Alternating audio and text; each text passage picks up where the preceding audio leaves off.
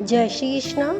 आज हम नाग पंचमी की कहानी सुनेंगे जो श्रावण मास में आती है। एक साहूकार था, उसके 7 बेटे और 7 बहुएं थी। सातों बहुएं मिट्टी लाने के लिए गई। मिट्टी में एक सांप निकला।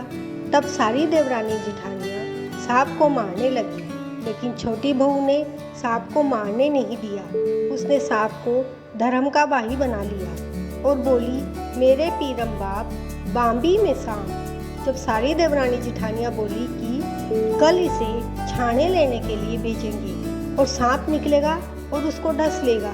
दूसरे दिन वो छाना लेने गई। वहाँ सांप बैठा था।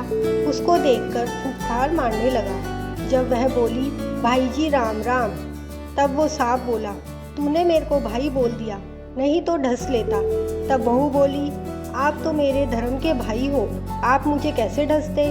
वो बोली, जीवो नाग नागोलिया, जीवो वासुकी नाग, जीवे मेरो लाड लड़इयो, नेवर घाली पाऊँ।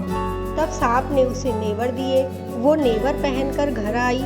सभी देवरानी जिठानियाँ बोली, इसे सांप ने तो नहीं डसा। थोड़ी देर बाद सांप उसे लेने आ गया और बोला, बहन को भेज दो। तब देवरानी जिठानियाँ बोली कि आपने तो पियर है, लेकिन भाई कभी लेने नहीं आया। इसके पियर नहीं है तो भी धर्म का भाई इसे लेने आया है। दोनों जाने लगे तो रास्ते में खून की नदी बहती मिली। जब वह बोली कि मैं इसे कैसे पार करूंगी, तब भाई बोला, मेरी पूंछ पकड़ लो। जैसे ही पूंछ पकड़ ली, खून की नदी दूध की हो गई। पियर आते ही उसके लाड़ चाव करने लगे। बहुत दिन रहने के बाद एक दिन सांप की माँ बोली कि मैं बाहर जा रही हूँ, तू तेरे भाइयों को दूध ठंडा करके पिला देना। उसने अपने भाइयों को गरम गरम दूध पिला दिया और भाइयों के किसी के फन जल गए, किसी की पूंछ जल गई। एक दिन वो अपनी पड़ोसन के घर गई और लड़ाई करने लगी। तब वह बोली, मेर खाड़िया बाड़िया भाया की सौगंध। भाई ने सुन लिया और अपनी माँ से बोले, बहन को आए बहुत दिन हो गए, इसे ससुराल भेजना चाहिए। तब बहन को बहुत सारा धन देकर ससुराल भेजने लगे। तो ताई चाची बोली कि भाई तेरा लाड़ तो बहुत करे, लेकिन 6 कोठरी की चाबी तो तुझे दे दी और 7वीं कोठरी की चाबी नहीं दी। तब वह बोली कि 7वीं कोठरी की चाबी भी मुझे दो।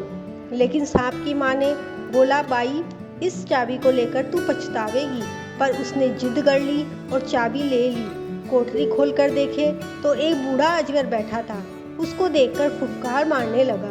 तब वह बोली, बाबा जी राम राम।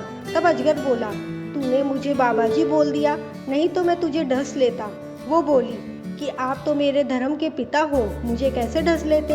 और बोली, जीवो नाग डागलिया, जीवो वासुकी नाग, जीवे मेरी लाड़ लड़इयो, 9 करोड़ का हार। जब नाग देवता ने हार निकाल कर उसे दे दिया, सारा धन लेकर ससुराल आ गई। सभी देवरानी जिठानियाँ कहने लगी कि अपने तो बाप भाई है तो भी इतना धन कभी नहीं मिला।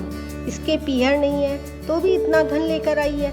दूसरे दिन उसके बच्चे अनाज फैलाने लगे तो ताई चाचियों ने उसको ताने मारने लगे, तुम्हारे तो मामा नाना अजगरिया बजगरिया हैं, उनको कहकर चांदी के अनाज की बोरियां मंगा लो, मेरा तो अनाज मत फैलाओ।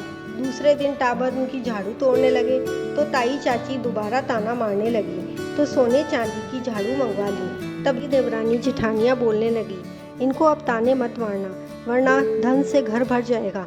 अपन राजा जी को जाकर सारी बातें बताते हैं। वो लोग राजा के पास जाकर बोली, राजा जी मेरी देवरानी के गले में 9 करोड़ का हार है जो आपकी रानी को सोवेगा। तब राजा ने साहूकार के बेटे की बहू को बुलवाया और बोला, ये हार मेरी रानी को दे दो। उसने वो हार रानी को दे दिया और मन ही मन बोली, मेरे गले में रहे तो हार, रानी के गले में रहे तो नाग बन जाए। और वह हार देकर जाने लगी। रानी ने गले में हार पहना तो हार सांप हो काटने लगा। तो रानी चिल्लाई, साहूकार के बेटे की बहू को बुलवाओ जो मेरे गले से सांप निकाले। वो क्या जादू टोना कर गई। राजा ने उसको बुलवाया और कहा, तूने मेरी रानी के क्या कर दिया, गले में सांप ही सांप हो गए, जल्दी वापस निकालो। वो बोली, मैंने कुछ नहीं किया, मेरे पियर नहीं था, सो सांप देवता को मैंने भाई भतीजे बनाए थे, वो ही मुझे यह हार दिए हैं। तब राजा ने उसको हार वापस कर दिया और एक हार अपने पास से भी दिया।